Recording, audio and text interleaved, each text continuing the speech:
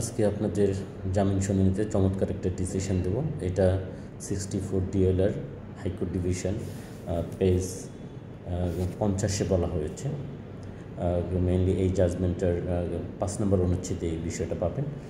এই কেসটার নাম হলো Rabindranath Roy at Rabindranath and others versus the state.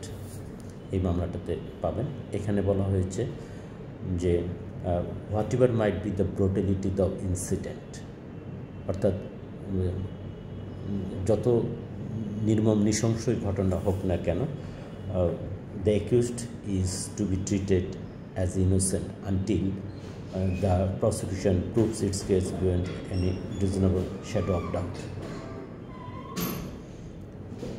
এখানে এবং আরও বলা হয়েছে every man is presume to be innocent until he is proved guilty. তাহলে এই ডিসিশনটা দিয়ে আপনি জামিন মুভ করতে পারবেন। Thank you.